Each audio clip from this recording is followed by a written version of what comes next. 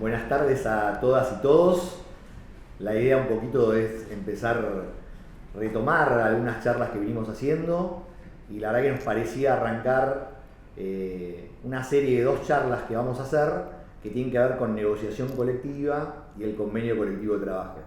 Como todos saben, nosotros en la provincia no tenemos ni la ley marco paritaria para negociación colectiva ni ningún convenio colectivo de trabajo. Entonces la idea es empezar a discutir, a debatir y a concientizar también en la necesidad que tenemos los judiciales de la provincia de Buenos Aires de contar con un convenio colectivo que rija nuestra actividad y dejar de que esté regida de forma unilateral por el Ministerio Público o por la Corte. Antes que nada, saludar a todas las compañeras y compañeros que hoy nos están acompañando del otro lado de la pantalla en este primer encuentro virtual sobre negociación colectiva y convenios colectivos de trabajo. 2 temas de suma importancia y mucha trascendencia para lo que es la vida del sindicato y fundamentalmente para las trabajadoras y trabajadores, ¿no? Saludar a quienes me acompañan hoy en esta mesa: Luis Campos, miembro del CIF de la JB, coordinador del Observatorio de Derecho Social de la CTA Autónoma; Diego Oliveira, abogado, docente de la UNAG, dirigente de la JB, trabajador judicial de la Departamental La Plata.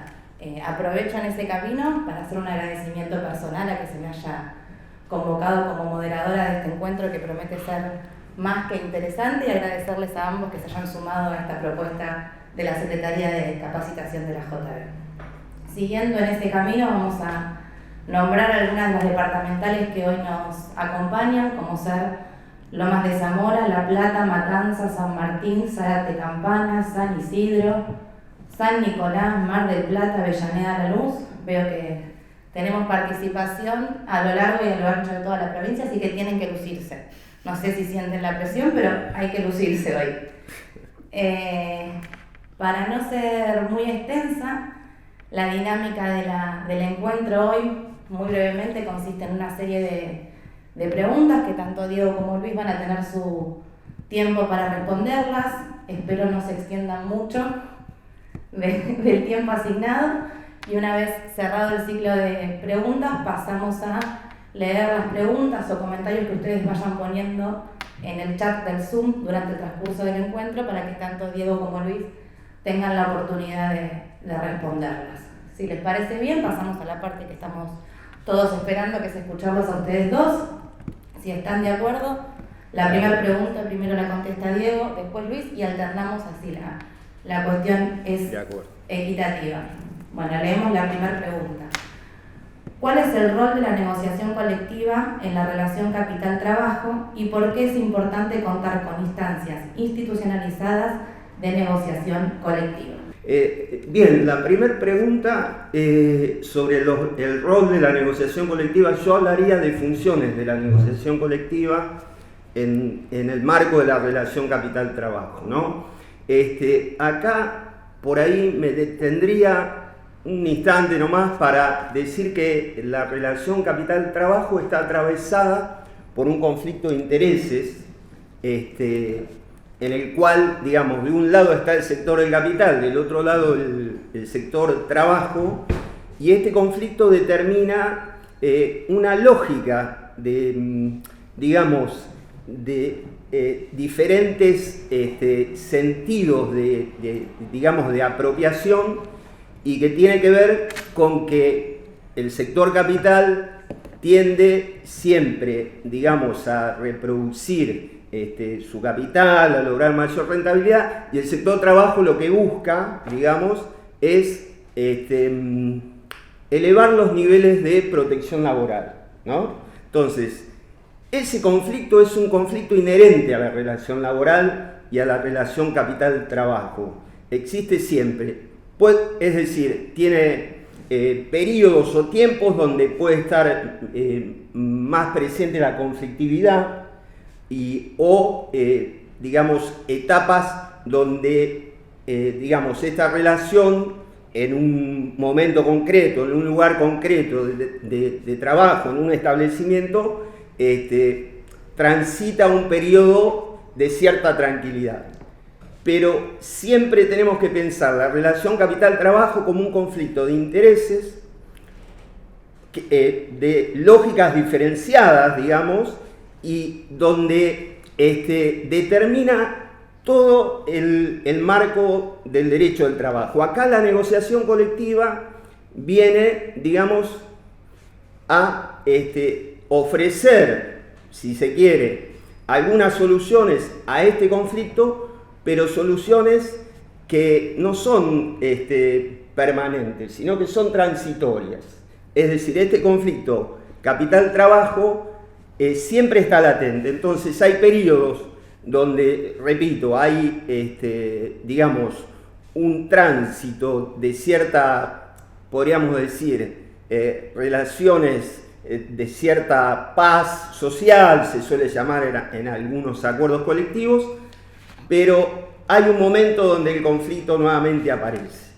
Esto lo digo porque hay visiones, digamos, que entienden las relaciones de trabajo como una cuestión más estática, más, digamos, ancladas en la relación misma, y siempre hay que tener presente esta cuestión.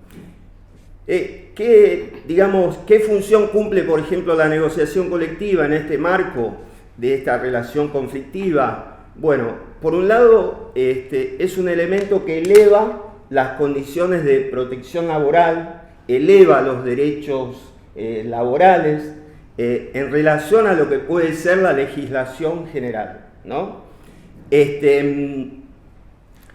Bien, es un elemento que pone, digamos, en práctica derechos que bueno, hoy ya se los considera o se los denomina derechos humanos laborales, y que están garantizados en la Constitución, por supuesto en los instrumentos internacionales de derechos humanos, y que tiene que ver con es decir, el derecho a estar incluido en una actividad o incluida en una actividad como trabajador, como trabajadora, cuyas condiciones de trabajo son negociadas colectivamente por los representantes sindicales, ¿no? Eso se ve a partir del reconocimiento que tiene la libertad sindical, o lo que establece 14 bis, por ejemplo, cuando habla de que, digamos, de que garantiza a los gremios la negociación colectiva, los convenios colectivos de trabajo, o incluso en los tratados de derechos humanos, derecho a asociación, respeto a la libertad sindical, derecho a fundar sindicatos para la defensa de sus propios intereses, derecho a aplicar medidas legítimas de acción sindical, entre ellos la huelga. Es decir, por un lado, el objetivo de la negociación colectiva es, en este conflicto latente entre capital y trabajo, ofrecer una solución transitoria a ese conflicto a partir de una especie de reglamentación o acuerdo que, bueno, que va a tener un tiempo de duración hasta que en esa relación se presenten otras circunstancias, digamos, que modifiquen el estado de cosas. Por otro lado, busca elevar los derechos laborales previstos en la legislación general. En general, la negociación colectiva, cuando se plasma en un convenio colectivo, lo que hace es generar un estándar de derechos mayor a lo que es la legislación general. Por otro lado, pone en práctica, digamos, o en ejecución, derechos de rango constitucional, derechos humanos, derechos reconocidos en los tratados internacionales, reconocidos en la legislación, y no dejaría de plantear una cuestión que tiene que ver con que también el sector del capital muchas veces, o la mayoría de las veces, también le interesa concretar una negociación colectiva, porque lo que logra ahí es cierta estabilidad, cierta certeza para el proceso productivo, ¿no? Entonces, pero que esta cuestión, y ya cierro esta parte de la pregunta, porque me estoy extendiendo, que esta cuestión sea de interés del sector empresario no quiere decir que no vaya a existir conflicto, ¿no? Es, repito, una solución transitoria, no es permanente. Bueno, muchas gracias. Nuevamente, bienvenidos, buenas tardes a todos, a todas. Antes de meterme y por ahí hacer algún contrapunto con Diego, comentarles algo de la cocina de cuando pensábamos el diseño de esta actividad, cuando Marcelo desde la Secretaría vino, lo planteó y lo discutíamos con las compañeras del Centro de Investigación e Información, me parece interesante reiterar que estamos hablando de un ciclo de 2 encuentros, donde en el encuentro que viene lo que se va a estar discutiendo es fundamentalmente cuestiones más específicas de la negociación colectiva en el Poder Judicial, de los trabajadores y trabajadoras del Poder Judicial, porque hoy, en esta charla vamos a estar hablando de cuestiones más generales, pero que me parece interesante que siempre las estemos pensando desde cómo impactan en nuestra realidad cotidiana, de cómo esto que planteaba Diego, cómo lo que voy a comentar ahora y lo vamos a seguir charlando durante la tarde, si bien son cuestiones generales que hacen a la negociación colectiva, de las condiciones de trabajo de los trabajadores y las trabajadoras en términos generales, directamente se pueden pensar a partir de la realidad de la situación de los trabajadores y las trabajadoras del Poder Judicial y en el caso puntual de la JB. Dicho esto, me voy a ir un poco más para atrás, porque la negociación colectiva y la relación capital-trabajo son algo que van de la mano y tienen que ver con algunas determinaciones generales de qué pasa con el trabajo asalariado dentro del capitalismo. Y dentro del capitalismo, los que solo tenemos para reproducirnos la venta de nuestra fuerza de trabajo, los trabajadores y las trabajadoras, estamos en cierta manera obligados a vender nuestra fuerza de trabajo. Básicamente porque si no la vendemos, no comemos. Ahora, esto, que es una verdad perogrullo, tiene importantísimas consecuencias en el sistema de relaciones laborales. Porque como estamos obligados a vender nuestra fuerza de trabajo, somos tomadores de las condiciones que imponen los empleadores de manera unilateral. No podemos decirle al empleador, no, en esas condiciones yo no trabajo. No nos queda otra que aceptar lo que el empleador nos ofrezca. Y esto, insisto, estoy yendo muy atrás, pero la negociación colectiva es la herramienta que logramos construir históricamente los trabajadores y las trabajadoras para contrarrestar ese poder unilateral de los empleadores. La forma de pararnos con otra fortaleza fue negociar todos juntos. Y ahí es donde la negociación colectiva es fundamental para morigerar esas desigualdades que son inherentes al sistema de producción capitalista. Y con esto no estoy diciendo que no estoy haciendo ninguna enunciación valorativa. Esto es así. Entonces, los trabajadores y las trabajadoras nos juntamos, colectivamente enfrentamos a nuestros empleadores y con eso tratamos de morigerar esas desigualdades que son inherentes al sistema de producción en el cual vivimos. Ahora bien, sin negociación colectiva, y de vuelta, pienso específicamente en la situación del Poder Judicial, pero en términos generales, sin negociación colectiva, los trabajadores y las trabajadoras quedamos expuestos a la voluntad unilateral de los empleadores, que además puede cambiar en cualquier momento. No es que es una voluntad unilateral que me dicen, tu contrato de trabajo es este y te lo mantengo eternamente. Si no hay algún marco normativo que sostenga ese contrato, esas condiciones laborales, el empleador puede cambiarlas cuando quiera. Entonces la negociación colectiva también viene a imponerle límites a los empleadores para que modifiquen unilateralmente esas condiciones de trabajo. Ahora, no solo a los empleadores, también nos impone límites a nosotros mismos. Con la negociación colectiva, lo que hacemos los trabajadores y las trabajadoras es condicionar nuestra libertad. Ninguno de nosotros, ninguna de nosotras va a estar dispuesto a vender su fuerza de trabajo por menos de lo que establecimos todos juntos colectivamente. Si en el convenio colectivo logramos imponer que nadie va a trabajar más de 6 horas, bueno, entonces esto también es un límite a nuestra propia libertad individual. Ninguno de nosotros va a trabajar 7, 8, 9 horas. Después esto, cómo se lleva a la práctica, es otra tarea y lo podemos encargar. Pero también la negociación colectiva tiene esta función y una segunda función, que es la que planteaba Diego, que es que los empleadores también la utilizan. No es solo una herramienta de los trabajadores y las trabajadoras. Los empleadores también buscan lograr cierta previsibilidad, cierta paz social, cierta morigeración transitoria del conflicto a través de la firma de acuerdos colectivos. Ahora, como decía Diego, siempre son transitorios y siempre dependen de las relaciones de fuerza. No se puede pensar la negociación colectiva si al mismo tiempo no se piensa en que es un ámbito donde se cristalizan relaciones de fuerza determinadas de un momento determinado.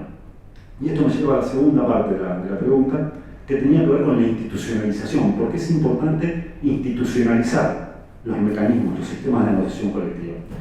Y acá, a ver, la negociación colectiva existe desde que empezó el sistema de producción capitalista, desde que empezaron las relaciones asalariadas.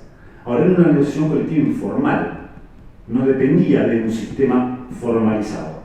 Lo que hacen los sistemas formales, la institucionalización de estos sistemas, es permitir que esas relaciones de fuerza se cristalicen en herramientas normativas y que en todo caso después nos permitan tener una mejor situación para defendernos de los ataques de los empleadores sobre esas conquistas laborales.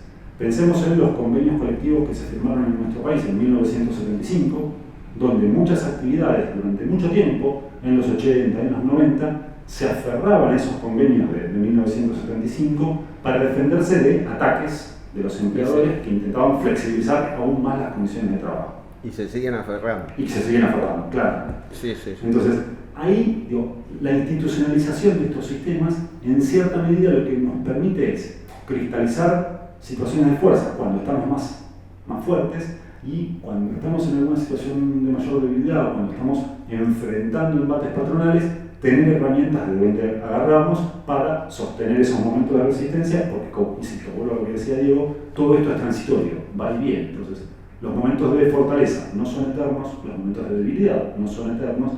Construir este tipo de mecanismos también nos sirve para tener mayores situaciones, herramientas de defensiva cuando estemos en momentos de defensiva, y para cristalizar momentos de ofensiva cuando tengamos más fuerza. Quería mencionar algo de la segunda parte de la pregunta que tenía que ver con la institucionalización, porque, es decir, como dijo el compañero, la idea de esta charla es un poco más general que el anclaje que va a tener la próxima referido a las cuestiones judiciales. Pero, es decir, no podemos, este vicio del ser judicial nos lleva también a considerar, en el caso de judiciales, la negociación colectiva, en esto de los roles o las funciones, traería un elemento de democratización hacia adentro del Poder Judicial, ¿no? Sabemos que es una estructura muy vertical, muy jerárquica y jerarquizante, y esto traería indudablemente un elemento tendiente a la democratización de las relaciones laborales, ¿no? Por otro lado, lo que vos planteabas respecto a la cuestión de la institucionalización, indudablemente no es lo mismo, en el caso de judiciales, tener una ley marco que permita y obligue al Estado, en este caso a la cabeza del Poder Judicial, a la negociación colectiva, que no tenerla, es decir, un ámbito institucional. Por supuesto que todo esto tiene que estar sostenido por la acción sindical, porque nada de esto es posible, vos te referías a la cuestión histórica, nada de esto es posible sin la acción sindical, y el origen está nuevamente en el conflicto. El primer conflicto creó el primer sindicato, y a partir de ahí seguramente las primeras negociaciones colectivas, ¿no? Entonces, indudablemente, es decir, tener esta ley marco de negociación colectiva en el ámbito de la provincia de Buenos Aires, como tienen docentes, como tienen estatales, como tienen municipales y otros ámbitos también, es fundamental, ¿no? Bueno, pasamos a la segunda pregunta. Como habíamos dicho antes, esta primero la contesta Luis y después Diego. ¿Quiénes pueden negociar? ¿Cómo es la relación entre los distintos niveles de negociación y cómo asegurar la efectividad de la negociación? Con relación a quiénes pueden negociar, de vuelta, me gusta la respuesta de Perogrullo. Puede negociar el que tiene fuerza. Para negociar tenés que tener fuerza. Si no tenés fuerza, no negocias.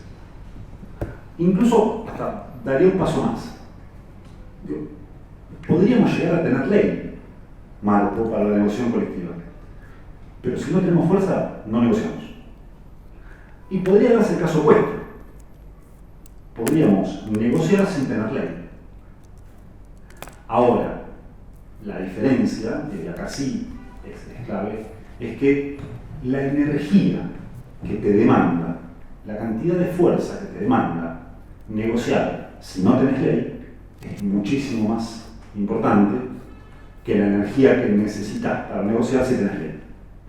Y acá sí, tener una ley marco hace la diferencia. Porque de vuelta, la energía que te insume, la intensidad del conflicto que tenés que llegar a promover para poder negociar un convenio colectivo de trabajo sin tener una ley es muchísimo más grande que si no la tenés. Y de vuelta, organizar y sostener un conflicto de alta intensidad y mantenerlo en el tiempo, todos sabemos que no es algo sencillo. Entonces, en ese sentido, a esta pregunta de, bueno, ¿quién puede negociar? Puede negociar el que tiene fuerza, y esa fuerza hay que construirla.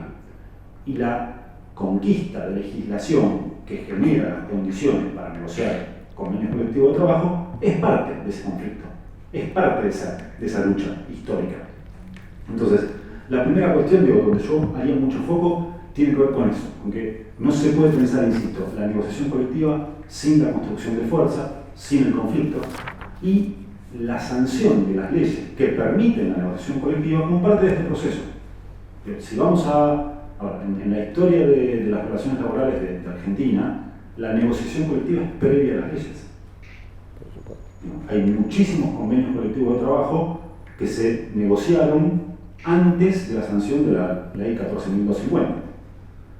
Y de hecho, la ley 14.250 es una ley que viene a ordenar el sistema de relaciones laborales por la gran fortaleza que teníamos los trabajadores y las trabajadoras a fines de los años 40, que era de tal manera que avanzábamos en todas las actividades que el propio Estado dijo, bueno, ordenemos esto de alguna manera. Y ahí la sanción de esa ley, de la 14.250, que es la ley que genera las condiciones para la negociación colectiva en el ámbito nacional de todas las actividades del sector privado. Pero bueno, fue una ley conquistada por los trabajadores, incluso en un gobierno pro-obrero, pero también fue una ley conquistada.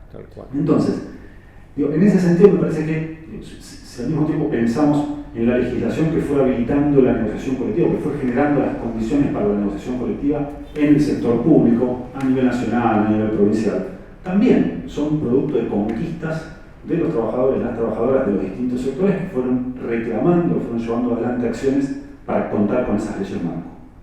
Y después, una vez que tuvieron las leyes marco, bueno, las acciones de esos trabajadores, trabajadoras, organizaciones sindicales, para plasmar ese derecho a negociar colectivamente en convenios colectivos de trabajo. Ahora, ¿esto significa que si no tenés ley no negociás? Bueno, me parece que la AJB es el mejor ejemplo de que no. La AJB negocia salarios todos los años, y hay una negociación informal, colectiva, que se da todos los días en todos los lugares de trabajo. Y que de vuelta, depende de la fuerza que haya conquistado ese colectivo en ese sector, en esa oficina, en esa departamental, para, por ejemplo, discutir con los jefes de los titulares de cada dependencia la habilitación de obras o permisos para salir, permisos gremiales. De vuelta, depende en muchos casos de la fuerza que se haya podido construir en cada lugar, en cada sector, en cada departamental.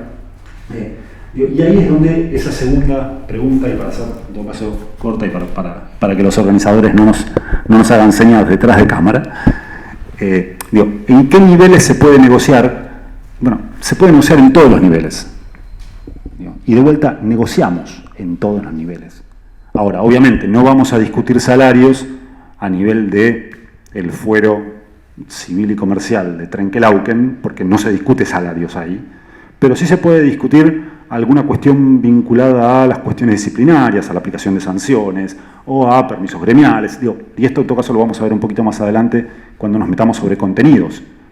Pero definitivamente, pensar la negociación colectiva como algo que va más allá de la discusión paritaria a nivel nacional o provincial por salarios, y pensar que se negocia todo el tiempo y que es importante tener mecanismos institucionales para negociar, pero sin descuidar ese ejercicio cotidiano de la negociación colectiva, me parece que es la mejor forma de encarar esa ida y de vuelta, pensando que hay múltiples ámbitos de negociación. Estamos pensando en el ámbito provincial, en el ámbito, yo agrego los ámbitos departamentales, locales, sectoriales, pero también podríamos traer a la mesa los ámbitos nacionales de los trabajadores y las trabajadoras del Poder Judicial, que de hecho es una discusión que se viene dando hace bastante tiempo desde la Federación Judicial, pero bueno, no me quiero meter ahí porque seguramente en la próxima charla Hugo, María Inés van a entrar más en más detalle con eso.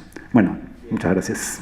Efectivamente, como vos afirmás, todo esto tiene que estar sostenido por la acción sindical.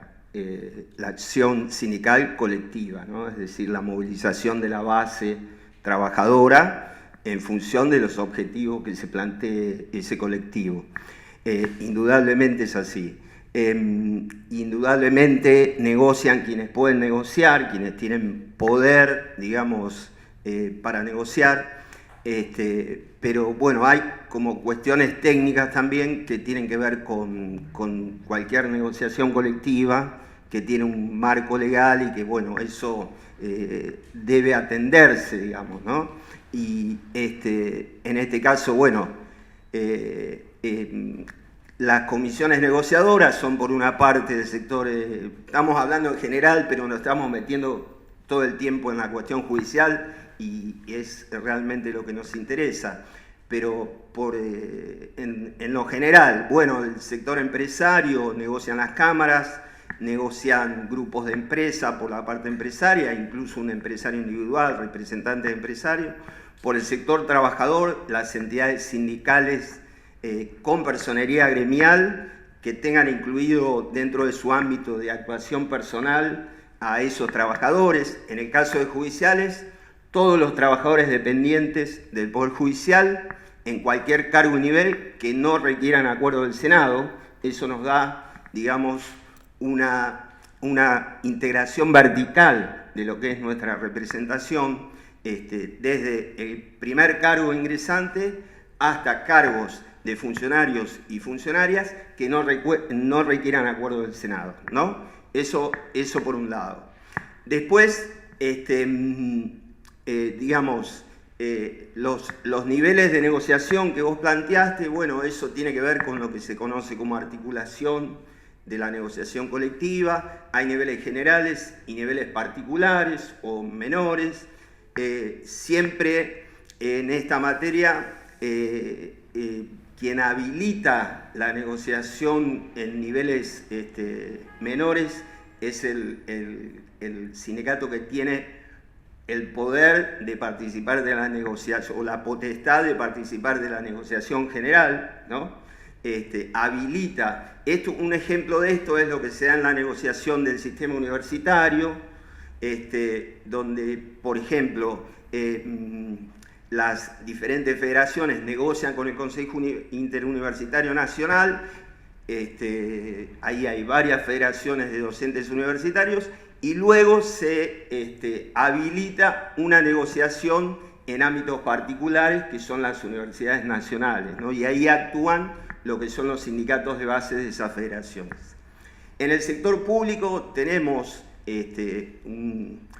pluralidad sindical, es decir, en la negociación colectiva por la parte obrera o trabajadora participan en general más de una entidad sindical, ¿no? Sucede en el caso de la negociación del sector público nacional, lo más común es participa ATE, UPCN y otros sindicatos, y en el sector privado eso es menos frecuente, ¿no? Lo primero, creo que lo estuvimos charlando, acá el compañero planteaba la cuestión de esta negociación cotidiana que se da todo el tiempo, ¿no? Como parte de la acción sindical, fundamental, ¿no? A veces eso queda plasmado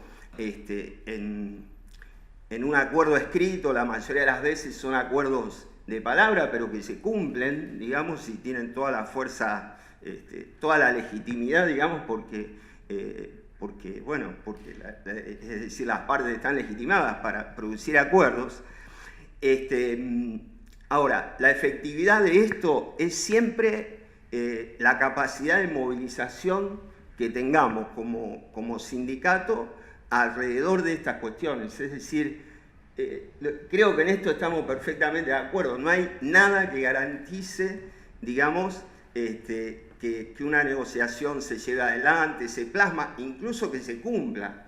Para mí es fundamental contar con un convenio colectivo de trabajo, como tienen en este caso trabajadores y trabajadoras del Poder Judicial de Cava, donde ahí hay dos entidades sindicales que negociaron con el Consejo de la Magistratura un acuerdo, un convenio colectivo de trabajo, es fundamental para los trabajadores y trabajadoras judiciales de la provincia de Buenos Aires, porque es salir de un paradigma que tiene 100 años o más, que es la relación estatutaria. Es decir, y esto que yo hoy planteaba como derecho, que es el derecho que tenemos trabajadores y trabajadoras a estar incluidos en una relación laboral donde las condiciones sean negociadas por representantes sindicales, esto hace 100 años que no se da. Entonces es fundamental ir hacia la negociación colectiva y plasmar un convenio colectivo de trabajo, y por supuesto viene la cuestión de cómo sostenemos el convenio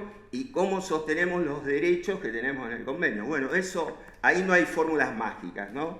Creo que ahí está todo en manos de lo que es la acción sindical, la gestión sindical, la movilización y sobre todo la apropiación de ese convenio por parte de los trabajadores y trabajadoras como algo propio logrado a partir de la lucha, que no es de un año, 2 años, sino que es de un colectivo que viene luchando hace muchos años, y me parece que, es decir, no hay nada que lo garantice, lo que lo garantiza es la acción sindical permanente y direccionada en ese sentido. Vamos con la tercera pregunta. Esta le toca primero a Diego y después a Luis. Recuerden que, si quieren, pueden ir poniendo en el chat del Zoom dudas o consultas, así tanto Diego como Luis se las pueden ir respondiendo una vez finalizadas. Bueno, vamos con la pregunta 3. ¿Qué temas se pueden abordar en la negociación colectiva y cómo se relacionan los contenidos de la negociación y los distintos niveles en los que ésta puede desarrollarse? ¿Qué cuestiones se pueden abordar en la negociación? Bueno, todas o casi todas las temáticas laborales o de la relación laboral que imaginemos, ¿no? La negociación colectiva es un proceso que en general concluye con un convenio colectivo de trabajo o con un acuerdo colectivo. Nosotros tenemos un ejemplo de un acuerdo colectivo, que es el convenio de teletrabajo que suscribió la JB con la Corte Provincial, si mal no recuerdo, 2020, ¿no?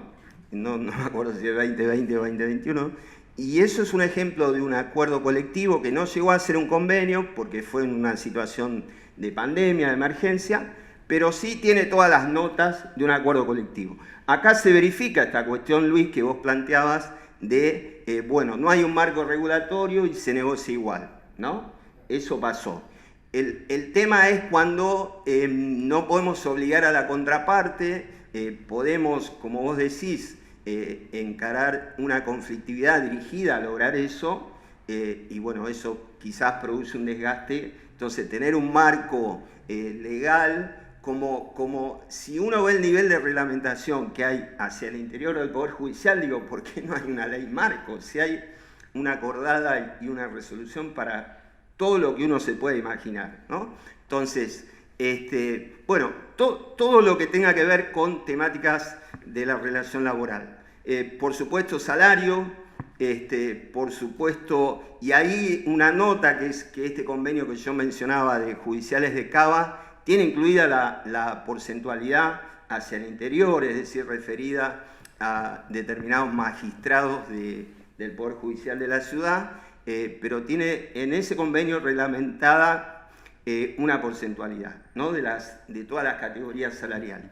Lo cual nos lleva a pensar que si un convenio colectivo se suscribe, tiene un periodo de vencimiento, pero tiene una cláusula de ultraactividad, con lo cual si ese convenio, si no se negocia un convenio nuevo, ese convenio sigue ultraactivo, y es el motivo por el cual los convenios de la ronda del año 75, que quizás fue la ronda de mayor conquista de derechos en la Argentina, ¿no? A un año de la sanción de la LST, quiere decir que muchos sindicatos, muchos trabajadores y trabajadoras y colectivos sindicales se aferran a esos convenios de aquellos años, ¿no? Que garantizan muchísimos derechos. Entonces, en este caso, muy interesante esa cuestión que son 2 sindicatos que negociaron acá. Uno es la Asociación de empleados de justicia de Cava y otro de Citraju, en el cual establecen la porcentualidad en el convenio colectivo de trabajo. Eso para nosotros sería un buen elemento, porque nos daría la potestad de, bueno, continuar en ese régimen que es, digamos, una cuestión acordada y autorregulada por las partes, ¿no? Entonces, bueno, después todo lo que hace a condiciones de trabajo, jornada de trabajo, agrupamientos profesionales, nomenclador de cargos, bueno, todo lo que es la carrera, categoría, funciones, vacantes, ingresos, condiciones de salubridad, licencias, permisos, franquicias, traslados por temas de unidad familiar, cuestiones de equidad de género en la carrera, digamos, muy importantes. Bueno, el régimen disciplinario, donde hoy es actualmente unilateral. Ahí podríamos ir hacia un esquema como en algún momento tuvieron los estatutos municipales, con una junta de disciplina con participación sindical, es decir, ¿no? Infinidad de cuestiones, todas vinculadas a la relación laboral. Después, por supuesto, cuestiones vinculadas a lo que podría ser la seguridad social, como prestaciones, cuestiones vinculadas a atención de salud, cláusulas de relaciones laborales entre las partes, y ahí entra cuestiones de representación sindical, uso de lugares, de espacios para cumplir una función sindical, permisos, en fin. Cláusulas obligacionales también, ya estamos hablando en general, es algo que no se da tanto en el sector público, pero cláusulas obligacionales donde el sector empleador hace una contribución que va a fines específicos de la entidad sindical, puede ser la contribución para una guardería, puede ser la contribución a fines de una unidad turística o cuestiones vinculadas a salud o rehabilitación de trabajadores y trabajadoras. En fin, el espectro de lo que se puede negociar en un convenio colectivo es muy amplio, digamos, es muy amplio. Es otro universo a la relación que nos da, digamos, la relación estatutaria o simplemente el régimen legal. Y implica, digamos, una dinámica donde hay mucha creación y mucha creatividad en todo lo que se va construyendo en un convenio colectivo. Tenemos también, bueno, cuestiones de autocomposición de las partes frente a conflictos, la forma en que se trata y que se comunican los conflictos, cuestiones de comisión paritaria permanente, es decir, plasmado un convenio colectivo de trabajo, pueden surgir cuestiones de interpretación, cuestiones de aplicación que puede tratar esa comisión paritaria. En fin, el espectro de cuestiones que se pueden negociar y plasmar en un convenio es bastante amplio. Lo que no puede pasar es que se viole lo que se conoce como, digamos, el orden público, el interés general, que esto sería ya, digamos, meternos en un tema que por ahí no es de interés, pero y en lo que es la negociación paritaria que nosotros podríamos tener en la provincia, hay ciertas limitaciones, como tienen los docentes, como tienen los municipales o tienen los estatales, que son funciones del Estado que no pueden ser incluidas en la negociación colectiva. Por ejemplo, cuestiones que tienen que ver con materia educativa, y también el principio de idoneidad, pero cuestiones que tienen que ver con la política educativa o las estructuras del sistema, en realidad las estructuras del sistema educativo de la provincia no pueden ser negociadas. Acá pasaría lo mismo, es decir, pero lo que es la organización de las estructuras del Poder Judicial, cumpliendo la función que le impone la Constitución, no serían negociables en una negociación colectiva. Pero el resto de las cuestiones sí son negociables, tanto económicas como las cuestiones de condiciones laborales, ¿no?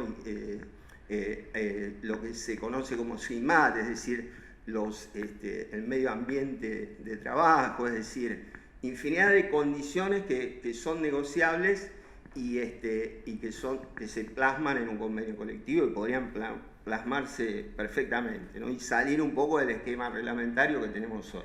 Cerramos rápidamente. En realidad, Diego hizo un listado muy exhaustivo de materias que se pueden negociar en los convenios colectivos de trabajo.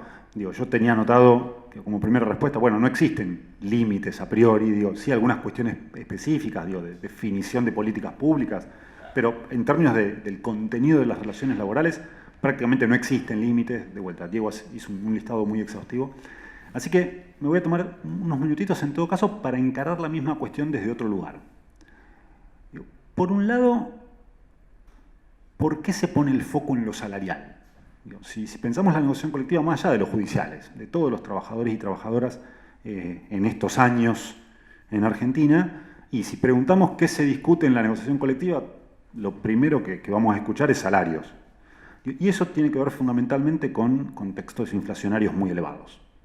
Cuando tenemos niveles inflacionarios, hoy del 60% anual, pero el año pasado casi el 50%, el 40%, en la gestión de Juntos por el Cambio lo dejo arriba del 50% anual. Cuando tenemos durante periodos tan largos de tiempo niveles de inflación tan sostenidos en esos niveles tan elevados, es evidente que lo primero que vamos a buscar discutir en la negociación colectiva, de vuelta en cualquier actividad, va a ser la defensa del salario. Pero básicamente porque necesitamos no perder contra una inflación que es muy elevada. Si tuviéramos niveles inflacionarios del 3, 4, 5% anual, tal vez no habría tanta urgencia por estar discutiendo salarios ya no una vez por año, 2, 3, 4 veces por año. Y eso incluso para la propia organización sindical, insisto, para cualquiera, insume una cantidad de energía que muchas veces termina dejando en un lugar secundario todas esas materias que enumeraba Diego, vinculadas a condiciones laborales no salariales. Entonces, esto por ahí para tratar de entender un poco por qué en estos últimos años la negociación salarial en nuestro país tiene un peso tan importante y quedan en un segundo lugar la discusión colectiva de otras cuestiones que son tan o más importantes que el salario. Y ahora me voy a meter en esa segunda dimensión. Porque Diego se preguntaba, bueno, pero ¿por qué no tenemos una ley marco para negociar colectivamente en el Poder Judicial si hay tal nivel de reglamentación? Y me parece que una respuesta tentativa, en todo caso para ir preparándoles el terreno a María Inés y a Hugo para la vez que viene, tiene que ver con volver a lo primero que charlábamos, que es que la negociación colectiva le pone un límite a la unilateralidad de los empleadores. Si nosotros y nosotras conseguimos un convenio colectivo de trabajo, eso le pone un límite en el cual participamos los trabajadores y las trabajadoras a esa voluntad, esa unilateralidad de los empleadores en el día a día, que puede ser la Corte, pero puede ser cada titular de cada dependencia. Entonces me parece que ahí hay una búsqueda de tratar de entender por qué esa resistencia a generar las condiciones para una discusión colectiva de las condiciones de trabajo de judiciales y judiciales. Ahora, si pensamos en esas condiciones no salariales, insisto, más allá de esa enumeración que hacía Diego, lo que me interesa es traducirlo en otros términos. Porque cuando uno discute salario, discute el precio de compra-venta de la fuerza de trabajo. El salario es eso, vamos al mercado, vendemos nuestra fuerza de trabajo, alguien nos la compra y eso tiene un precio. Eso es el salario. Ahora, las condiciones no salariales, cuando discutimos condiciones no salariales, estamos discutiendo el control del proceso de producción. Y cuando digo proceso de producción, no piensen en una industria que tiene una cinta de embalaje y Chaplin en tiempos modernos. No, todos los trabajadores, todas las trabajadoras participamos en procesos de producción. Alguno participará en el proceso de producción de la venta de comestibles, otro participará en el proceso de producción del transporte público de pasajeros, otros trabajadores y trabajadoras participarán del proceso de producción de la administración del sistema de justicia. Y eso es un proceso de producción, y la disputa por el control de ese proceso de producción se da en la discusión sobre las cláusulas no salariales de los convenios colectivos de trabajo. Por ejemplo, cuando discutimos la jornada. ¿Cuánto tiempo se trabaja? ¿Cómo se distribuye ese tiempo que se trabaja? Está bien, podemos decir 6 horas. Ahora, si esas 6 horas se distribuyen a lo largo del día en función de las necesidades unilaterales que defina el titular de la dependencia, bueno, al final del día vamos a estar trabajando 6 horas, pero distribuidas en media hora a la mañana, 1 hora y media a la tarde, 2 horas al mediodía, 3 horas a las 11 de la noche. Está con el celular abierto las 24 horas, vas a trabajar 6, pero distribuidas a lo largo del día como a mí me parezca. Yo como para pensar algunas cuestiones que muchas veces en el día a día nos pasan por el costado, pero que son tan o más importantes que el salario. Yo estoy siendo un poco provocador, digo, no quiero desmerecer la importancia del salario, pero digo, estas cuestiones pueden tener una importancia central. La intensidad de los ritmos de trabajo. Digo, no solo vamos a discutir cuánto se trabaja, cómo se distribuye esa jornada de trabajo, sino con qué ritmo. Porque está bien, podemos garantizar las 6 horas de trabajo, pero si se nos duplican la cantidad de expedientes que nos entran en esas 6 horas, llega un punto que estamos trabajando sin respirar en el medio porque no nos da para bajar la pila. Entonces, la discusión sobre la intensidad de los ritmos, podemos ir a Chaplin. Digo, Chaplin trabajaba 8 horas diarias en tiempos modernos. Ahora, el que manejaba la velocidad de la máquina era el empleador. Y esa máquina podía ir más rápido, más rápido, más rápido, y llegaba un punto que al obrero de esa fábrica a principios del siglo XX lo liquidaba. Bueno, eso lo podemos pensar hoy, siglo XXI, entrado el siglo XXI, en el que, bueno, si se duplica la cantidad de expedientes que entró este mes en comparación con el mes anterior, y bueno, esto tiene el mismo efecto que tenía sobre Chaplin, adelantar la cinta de montaje al doble de velocidad. Entonces, los tiempos de trabajo, los ritmos de trabajo, la cantidad, la velocidad con la que se trabaja, digo, discutir eso es discutir el control del proceso de producción. Discutir eso también es discutir, necesitamos más trabajadores, necesitamos más trabajadoras, porque para esta cantidad de trabajo, con la actual dotación de fuerza de trabajo no alcanza. Y no alcanza con tener un aumento salarial, porque son discusiones que van en paralelo. Entonces me parece que pensar la negociación colectiva no solo como una forma de defender el salario, sino también como una forma de disputarle al empleador esa unilateralidad y esa capacidad de determinar cómo se produce, cuánto se produce, en qué condiciones se produce, es en parte algo que está en la base de la discusión de los sistemas de negociación colectiva y que me parece que también explica la resistencia por parte de algunas patronales a sentarse con los trabajadores, con las trabajadoras, con las organizaciones sindicales a negociar convenios colectivos de trabajo, más allá de que sea un derecho que tenemos todos los trabajadores, todas las trabajadoras, desde hace muchísimo tiempo. Casualmente con esto que vos afirmás, Luis, hay algo que en el ámbito judicial se verifica muy claramente, que es tareas que quizás resulten para niveles jerárquicos hechas por compañeros o compañeros que tienen cargos en el escalafón, digamos, no jerárquicos, digamos, ¿no? Entonces, esto en algún momento se llamaba delegación de tareas, pero significaba que una persona, trabajador, trabajadora, que tenía muy poco tiempo y muy poco cargo, terminaba haciendo proyectos de sentencias, por ejemplo, ¿no? En su momento se llamaba delegación de tareas.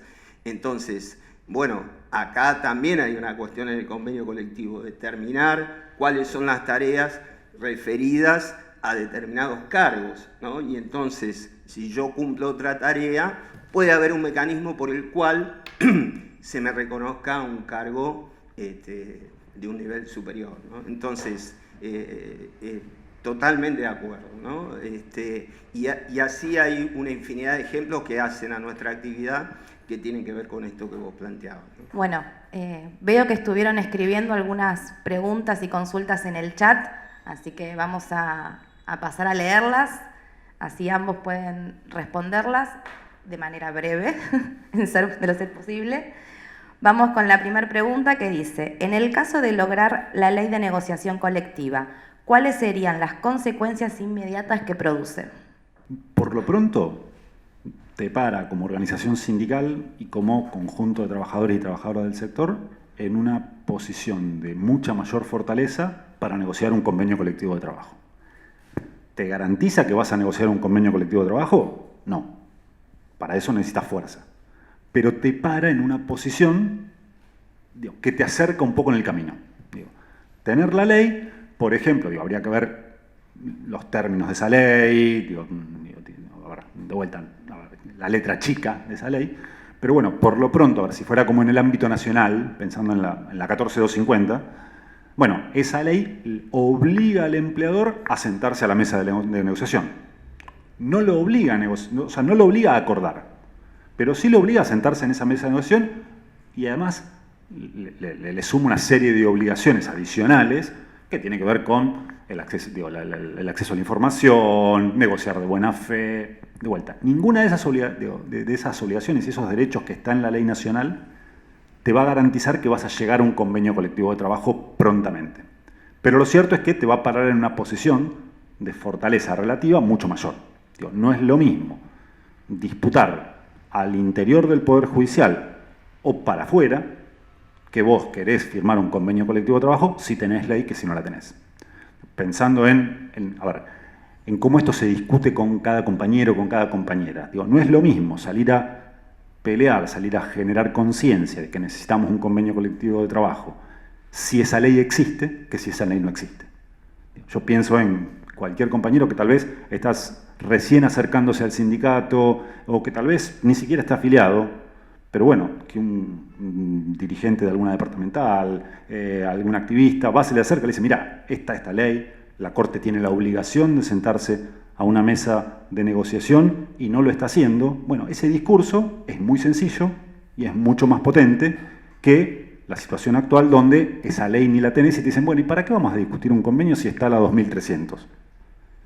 Bueno, si tuvieras esa ley, tendrías una herramienta bastante fuerte para salir a generar mayor fuerza, que es la que te va a permitir más adelante poder concretar ese convenio colectivo de trabajo. Me parece que tener o no tener ley te para en un lugar distinto de cara a conquistar el convenio, que es un paso posterior. Totalmente de acuerdo con Luis, un poco lo que hablábamos hoy. En general los regímenes marco tienen cláusulas que permiten a una de las partes realizar una convocatoria, ¿no? Esto está en la 14250 y está en los regímenes provinciales, ¿no? Y en todo caso esa convocatoria, si no es contestada, generaría también una especie de incumplimiento por parte de la contraparte, ¿no? Entonces, totalmente de acuerdo, es decir, sería un paso más adelante. Después todos los elementos que vos mencionabas, derecho a la información, negociar de buena fe, son centrales. La información es central en la negociación colectiva porque permite tener un panorama, si vamos al sector privado, del funcionamiento de la empresa, digamos, ¿no? Y proyectar en base a esa negociación. Pero obviamente ahí la respuesta creo que está dada, sería importantísimo contar con eso. En una paritaria, ¿se pueden obtener condiciones laborales mejores que las que establece el resto del plexo legal laboral? ¿O por el contrario, pueden acordarse peores condiciones que establece la ley? Y en una paritaria, ¿se puede tener peores condiciones que las que estableció otra paritaria? Eso es lo que generalmente pasa en la negociación paritaria en todos los sectores, tanto privado como público. Es decir, lo mencionábamos al comienzo, la negociación paritaria o el convenio colectivo permite un mejoramiento de las condiciones laborales existentes en la legislación general.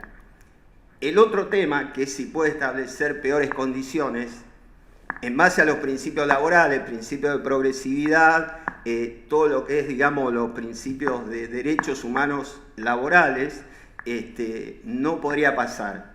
Ahora, también pasó en los 90 que hubo negociaciones colectivas que se llamaron a la baja e intentos de modificar el régimen de negociación colectiva que fomentaba la negociación por empresa. Un elemento que hay que tener muy en cuenta, la negociación por empresa, si está por encima de lo que es el convenio general, y está habilitado por el sindicato de actividad, es una forma de articulación. Ahora, las dictaduras militares lo que siempre intentaron fue atomizar el movimiento sindical y sobre todo proponer formas de asociación por empresa e incluso formas de negociación por empresa. Entonces, en principio, a la baja, con todo el sistema protectorio integrado de derechos, sería, digamos, impracticable, pero nuevamente caemos en la cuestión de que todo esto tiene que estar sostenido con una acción sindical consistente, ¿no? En nuestro caso, con 2 empleadores, como son el Ejecutivo Provincial y la Corte Ministerio Público. Si consiguiéramos la ley de convenio colectivo, ¿tendríamos que exigir que todos estos empleadores estén sentados en la mesa paritaria? En principio, sí, aunque con funciones diferentes. De hecho, el empleador directo es la Corte, pero el que pone la plata es el Ejecutivo. Entonces, seguramente al momento de discutir la letra fina de una posible ley, marco de negociación colectiva para los trabajadores y trabajadoras del Poder Judicial en la provincia de Buenos Aires, esas cuestiones van a tener que estar plasmadas. No hay forma de que se establezca una ley marco que garantiza o que obliga a participar a la Corte, pero no al Ejecutivo, y tampoco viceversa. No tendría sentido una ley marco que dijera van a discutir con el Ejecutivo sin participación de la Corte o del Ministerio Público. Así que son todas cuestiones que seguramente en el caso de poder llegar a una ley marco de negociación colectiva para los trabajadores y las trabajadoras del Poder Judicial en la provincia de Buenos Aires van a tener que estar plasmadas. ¿Cómo va a ser la articulación entre el Ejecutivo y la Corte? Seguramente sea un terreno de disputa. Hoy lo es y no hay ley marco. Seguramente en esa discusión va a ser un terreno de disputa en el cual, ¿por qué no?, la organización sindical también podrá tener una voz para opinar ahí, pero de vuelta, me parece que es un terreno más para discutir la vez que viene. ¿Por qué históricamente tanto la Corte como el Colegio de Magistrados han sido refractarios a la posibilidad de que los trabajadores judiciales tengamos un convenio colectivo de trabajo? Bueno, un poco lo que hablamos hoy, ¿no? Es decir, Luis hablaba de condicionar el ritmo de trabajo, condicionar el proceso productivo, en este caso el proceso en el Poder Judicial, en la función estatal judicial. Creo que tiene que ver con eso, tiene que ver Colegio de Magistrados, ¿sí? ¿Decía? La Corte. La Corte. Tiene que ver con no, digamos, soltar una relación laboral que le permite reglamentar unilateralmente casi todas las condiciones. Bueno, tiene que ver con eso, con no ceder potestades. Esto más que nada con el sector empleador, que en este caso sería la Corte, ¿no? No tanto con el Colegio de Magistrados, que es una asociación civil, que no es un sindicato, digamos, que últimamente se ha presentado quizás con un viso de sindicalidad o con una pretensión de una representación sindical, pero claramente no lo es. Creo que tiene que ver con eso, con las condiciones que se imponen en la tarea judicial, que se le imponen a los trabajadores y que se imponen unilateralmente, ¿no? Básicamente creo que tiene que ver con eso. Bueno, la cuestión está en la cancha, digamos, ¿no? Dependerá de nuestra fuerza sindical para poder lograr imponer primero una ley marco y después un convenio colectivo de trabajo, y que todas estas miradas un poco retrógradas, un poco antiguas de las relaciones laborales, queden en el camino, y van a quedar en el camino, indudablemente. En el sector privado, en muchas empresas, sobre todo en las grandes, existen los reglamentos de empresa. Cuando un trabajador o una trabajadora es contratado, está bien, está la ley de contrato de trabajo, está el convenio colectivo de trabajo y está el reglamento de empresa. Y a las empresas lo que más les importa es que se cumpla el reglamento de empresa. que lo dictan ellas, lo deciden ellas, lo implementan ellas, lo interpretan ellas, y en todo caso el convenio colectivo, la ley de contrato de trabajo, que sean marcos muy generales.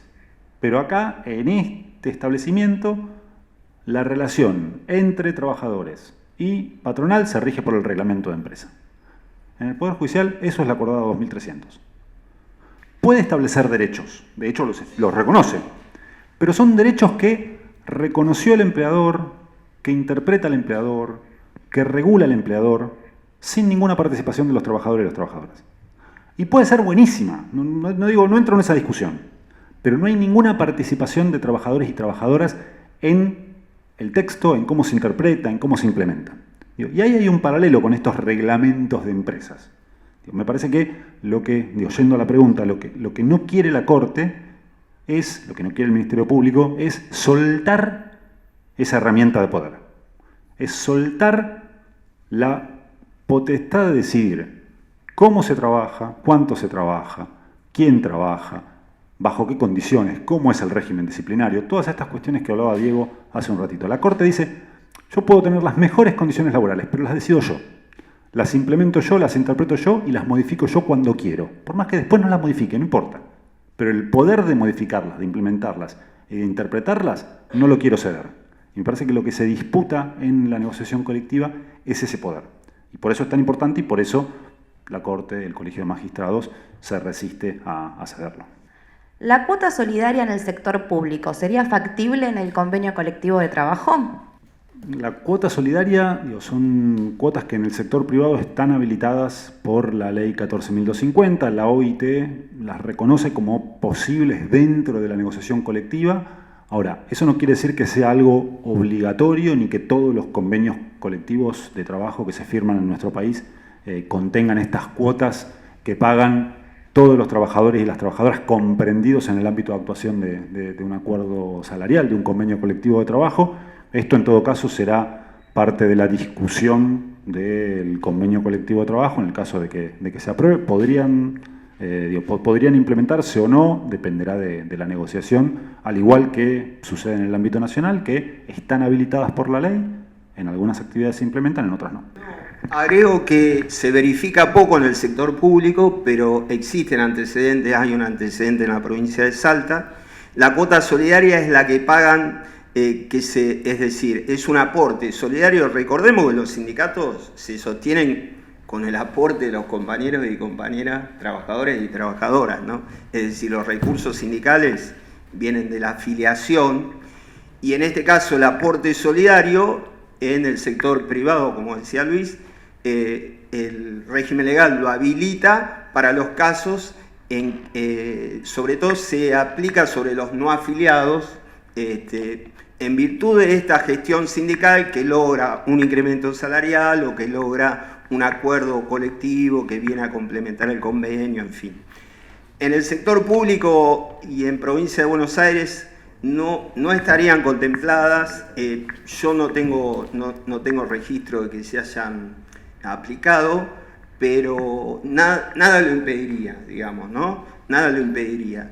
Y digamos, acá viene la crítica que a veces hay sobre los sectores sindicales, sobre la cuestión de los recursos, pero en realidad la gestión sindical se sostiene con los recursos solidarios de afiliación y con los recursos que aportan compañeros y compañeras. Si no, no hay, es decir, si no, estaríamos también ante un escenario de restricción de la acción sindical. Necesitamos recursos para gestionar, o el sindicato necesita recursos para gestionar las cuestiones laborales en defensa del interés de los trabajadores, ¿no? Intereses laborales y de vida, ¿no?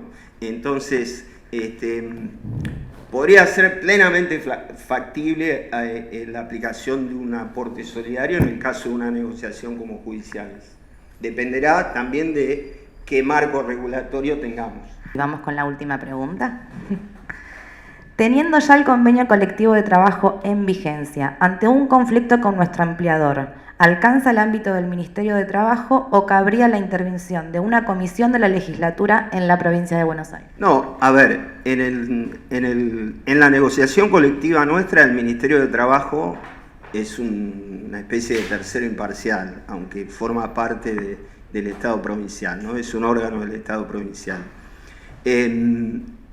Ante un conflicto colectivo, teniendo digamos, el convenio colectivo de trabajo, hasta un conflicto de intereses, digamos, ¿no?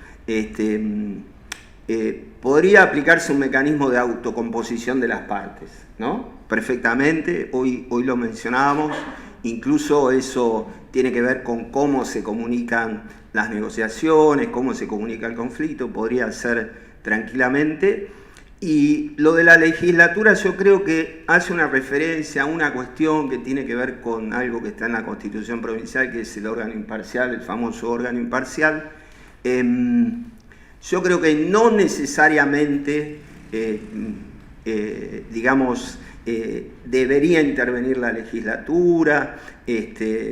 Por supuesto, el Ministerio de Trabajo tiene competencia, unas competencias acotadas, porque muchas veces el Ministerio de Trabajo de la provincia es juez y parte. Esto ha pasado con el conflicto docente, por ejemplo, donde aplicó sanciones por no cumplimiento de la conciliación obligatoria, pero ahí se interpreta, primero, que los gremios pueden acudir a la conciliación, dice la Constitución, no están obligados a conciliar, ¿no? Eso por un lado.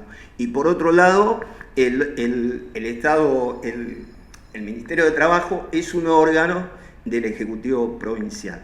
Entonces, perfectamente podría ser un mecanismo de autocomposición de las partes, o un conflicto que llegue a una intensidad donde las partes se sientan a negociar, el sector empleador se sienta a negociar. Es decir, esto forma parte de la capacidad de movilización que pueda tener el sindicato, de la acción sindical, de la gestión sindical que puedan realizar dirigentes y dirigentas, pero no veo por qué debería intervenir la legislatura, ni tampoco me parece esencial la cuestión de ese órgano imparcial, porque ese órgano imparcial, hay que leer un poco la letra fina de esa reglamentación de la Constitución, intervendría en conflictos colectivos.